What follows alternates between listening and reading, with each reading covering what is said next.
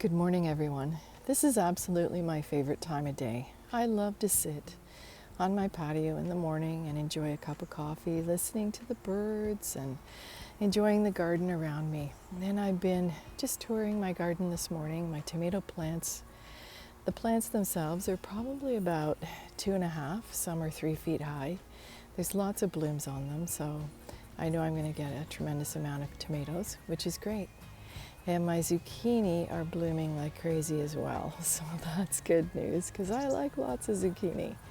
So I'm going to be cooking up a storm later this fall when those are harvested. On today's series, Series 5 of The Amateur Gardener, I'm going to be talking about container planting. There's lots of opportunity to grow vegetables even if you don't have a yard to use. On your balcony, you can set up containers and grow a variety of different plants within those containers to be able to enjoy your own harvest at the end of the season and fresh vegetables and perhaps some fruit in your kitchen as well. I am also going to talk about kids and gardening and the benefits of gardening for children. What I've done is selected a few books from the Belleville Public Library, both about kids and gardening and about container gardening, and I'm going to be using those resources to share information with you today. So please enjoy this presentation of The Amateur Gardener.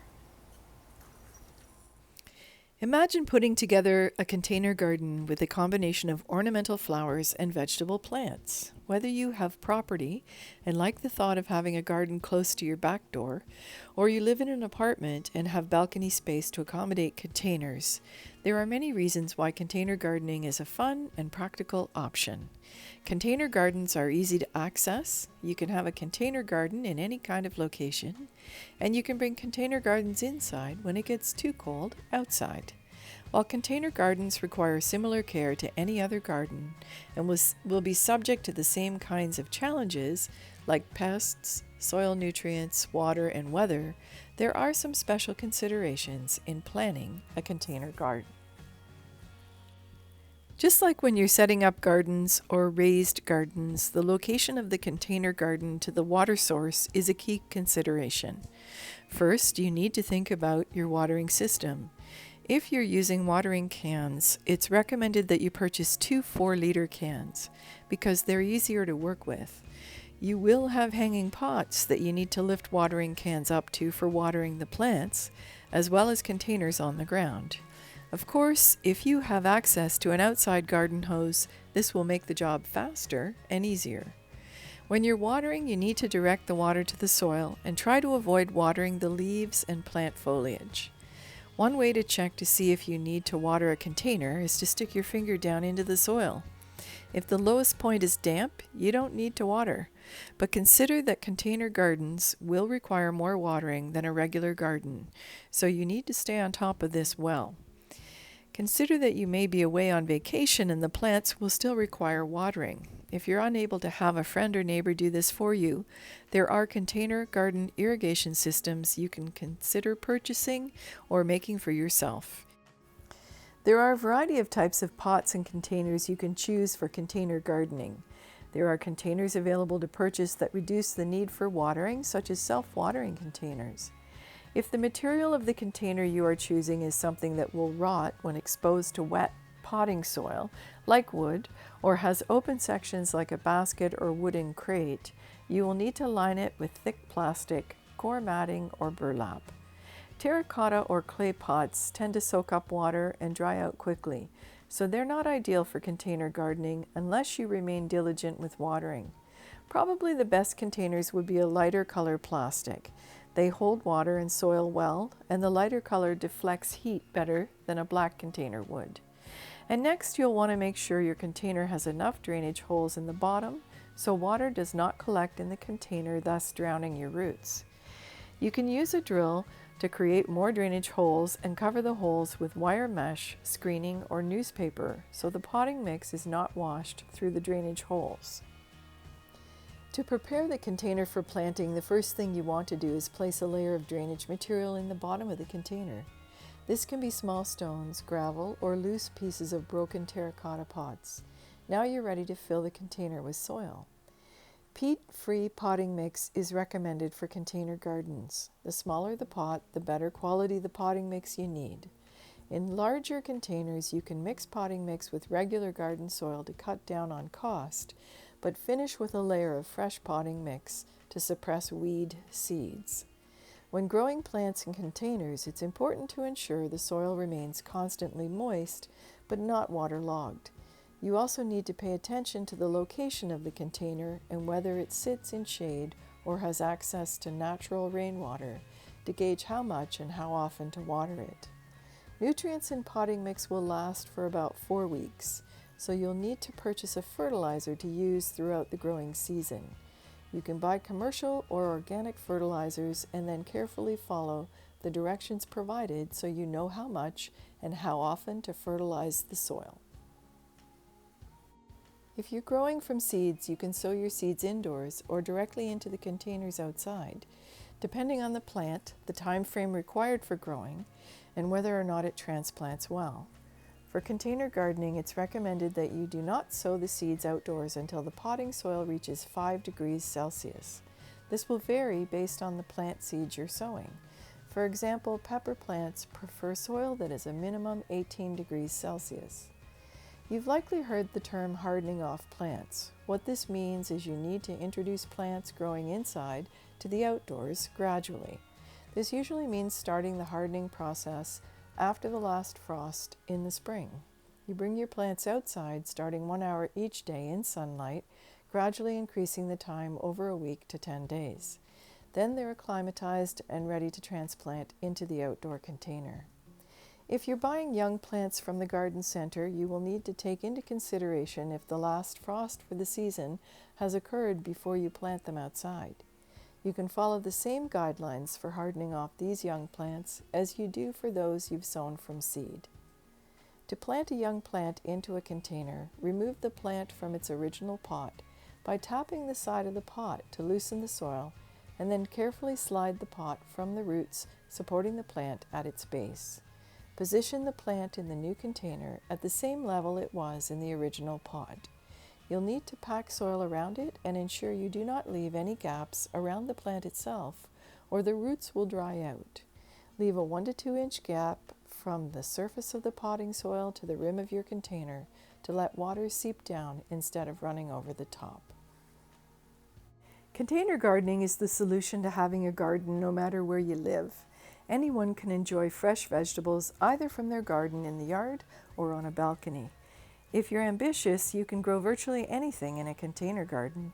Salad greens grow the fastest, but you can grow root, legume, and fruit vegetables in containers as well.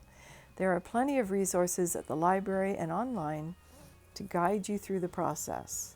The book I've accessed from the library to provide information about container gardening actually lays out some planting options based on recipes. So for example, to make salsa from a window box garden, the author recommends planting together 1 sweet or chili pepper plant, 1 tomato plant, 1 ornamental African blue basil, 2 small-leaved basil plants, and 2 lemon, thyme, or coriander plants. Another planting combination suggestion she calls backyard salad bar, and plants into 3 modular boxes arugula, loose leaf lettuce, parsley, spinach, mustard, and mizuna. Her Taste of Italy container for making bruschetta has 1 indeterminate tomato plant with 3 sweet basil plants and 2 winter savory. I don't know about you, but my mouth is watering. There's no end to the variety and kind of vegetables you can grow and harvest in container gardens.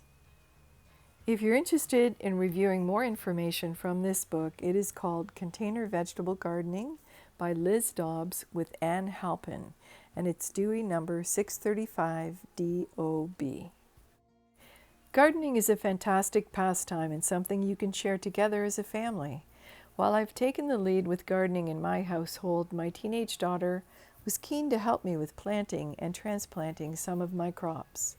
Kids love to be involved in growing food, and it's no accident that I paired container gardening with a discussion about kids and gardening. Just think about what your kids are learning as they share the gardening experience. Photosynthesis, pollination and fertilization, germination, the carbon cycle and the water cycle.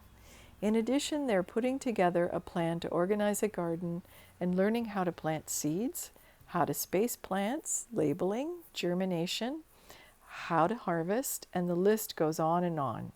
Not to mention the fresh air they're enjoying, the benefits of de-stressing in the garden, spending quality time together with family, and learning to grow something you can eat. Get them involved by choosing their own containers that they can decorate and prepare for planting. There's multiple container options. I've seen lots of items used as plant pots, such as old wash tubs, rubber boots, toys, even a pair of jeans. You name it, the possibilities are endless. To decide what plants they want to grow inside them, consider what they like to eat. Then let them choose the plants that create those vegetables and get growing. Follow the ideas of combining plants in a container garden to create a yummy recipe your child likes, such as salsa. Or what about their favorite fruit? Blueberry bushes grow well in acidic soil or soil mixed with peat, and they grow year after year. Take the harvested blueberries to add to the cereal for breakfast, or make a simple blueberry cheesecake recipe together. Growing a garden is fun and has an air of mystique. Imagine your kids' faces when they get to harvest the plants they've cared for over the growing season. Your family will find great satisfaction in growing a garden from seed to planting to watering and fertilizing to harvest and finally to the kitchen table.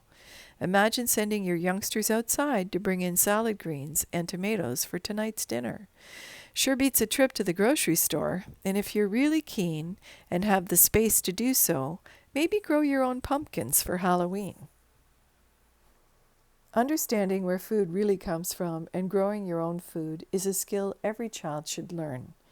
I used 3 books from the nonfiction junior section to provide the information about kids and gardening.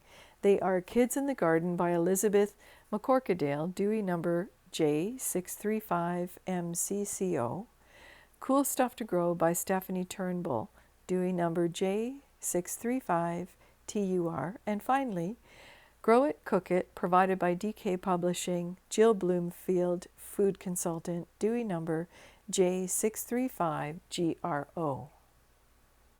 Honorable mention to my nephews Nicholas and Connor, who are in these wonderful garden pictures taken by their mom, Sarah, and dad, Kenny. Shh.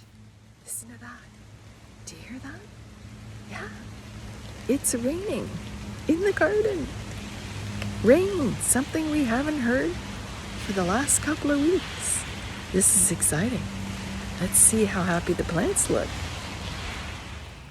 So let's remember that rain doesn't just bring moisture to the soil in a garden, but it brings nitrates and feeds the soil as well. So these plants are actually growing tremendously, thriving wonderfully, but even in the morning tomorrow I'm going to see a difference in the growth just based on what the rain is going to bring for them today. And they're very happy plants at the moment.